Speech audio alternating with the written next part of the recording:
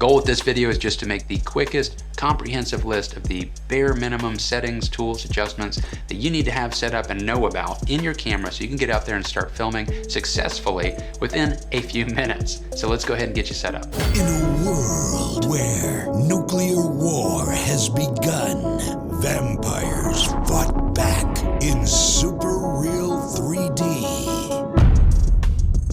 Hey guys, Ash Von Chamier, owner of Rough Cut Productions based in Florida, and I am giving you the quickest overview I can, so let's go ahead and get started. If you are starting to film, the first thing that you need to do is choose your frame rate. Now, right out of the gate, 24 frames per second, that is what looks like film. That is the frame rate that 99% of films are shot at. If you want to go for the news at 11 look or a home video look, then you can film at 30 frames per second, but I never ever use it. Go to 60 frames per second or higher if you want to do slow-mo.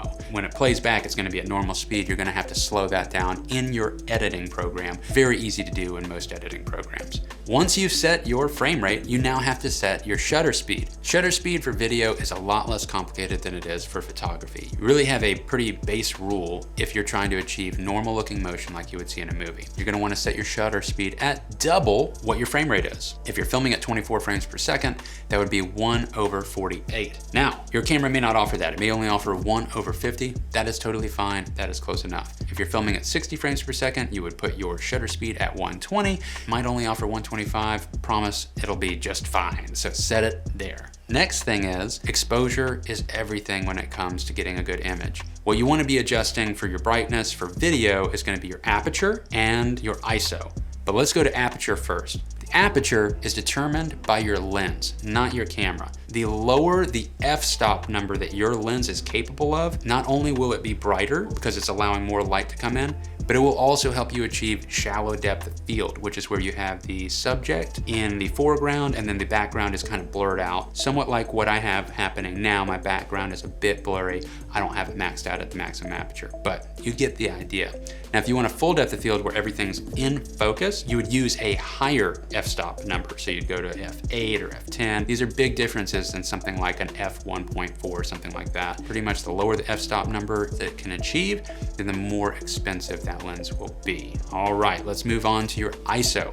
ISO is a digital way of increasing brightness. In general, the rule of thumb is you want to use as little of that as you need to, because as you introduce more digital manipulation to bring the brightness up from the sensor, you're gonna start introducing more and more noise to the image. Colors are gonna start getting a bit muddier. Overall, your image is gonna start looking softer. But there is a caveat to that. Every camera actually has its own native ISO that it's gonna perform its best at for color rendition and dynamic range. You need to look up on Google what your camera model's ISO is that is recommended for maximum potential from its sensor. If you don't find that, or if you don't have time to look for that, it's okay. Just err on the side of going lower. And then there's the picture profile. You need to understand about log, or if you're gonna use something that has baked in color. If you're using a picture profile that already looks beautiful right as you're seeing it, that's baking in the image color that you have there. In other words, you are stuck with those colors. You can manipulate them afterwards, but there's a lot of information already saturated into that data. The log profile is actually going to give you more dynamic range. If you don't know what dynamic range is, that's kind of a whole other thing to discuss.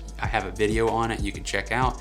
It's an extremely important thing to know about, but you can learn about it another time if you're trying to get out there and film right away. The log profile is also going to allow you to have more flexibility to create a stylized look in some yet to be determined direction. Log is only if you're planning to color grade it. I highly recommend it. It's super fun, but if you just want to get images right out of your camera, you don't want to use that. And what I would recommend is on whatever camera it is, use the most neutral profile that you can. Don't use something that's really boosted up a bunch in certain directions. Just pick something that's flat right down the middle, and you're going to want to take your sharpness down. Usually they over sharpen, which can be very unflattering for the people that you're filming. That covers the basics, but there's one more thing that you need to know about. If you do not have one of these, you need to go ahead and order one if your camera does not have it. A neutral density filter, an ND filter.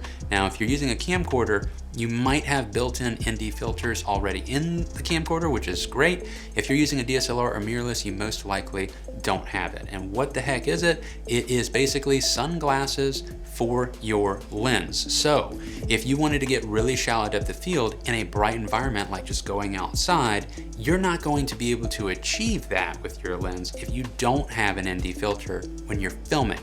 If you were doing photography, you could crank up your shutter speed to a super high number, and that would let way less light into the sensor. You can't really do that when you're filming if you want normal motion. So that's why you want to get one of these. Now this is a variable ND filter, and when I say variable, what that means is that as you rotate it, it gets darker. See that? Right? So you can do the finest little adjustments to get your exposure exactly where you want it. I wouldn't spend less than about 70 bucks on a decent one. Keep in mind, it's a piece of glass that you're sticking in front of another piece of glass, which is your lens. The nicer the lens you have, the less you want to put a cheap one of these on, but it is something that you're absolutely going to want to get. Whatever your biggest lens is that you have, or the biggest lens that you plan to get, the diameter at the front, you want to get one that matches that. And that way you can then buy for much cheaper prices than buying more of these, is get step down rings, which are little rings that stick onto the ends, and they work their way down to a smaller size so that way it can fit all of your lenses.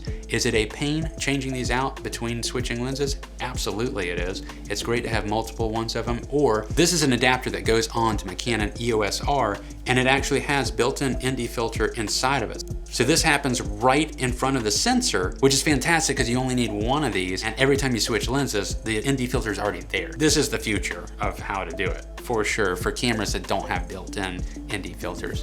All right, guys, I hope that that helped you out. If it did, by all means, throw me a like. That would be awesome because I'm just starting this channel and really wanting to get it growing. And also, just to point out, you can subscribe. If you subscribe, you'll know when new videos are out, and I'm giving out all kinds of tips and tricks from 17 years of doing video projects. So there's a lot to learn, a lot of information to share, and I hope to see you around. So take care, guys, and peace. I hear you talking, you talk too loud.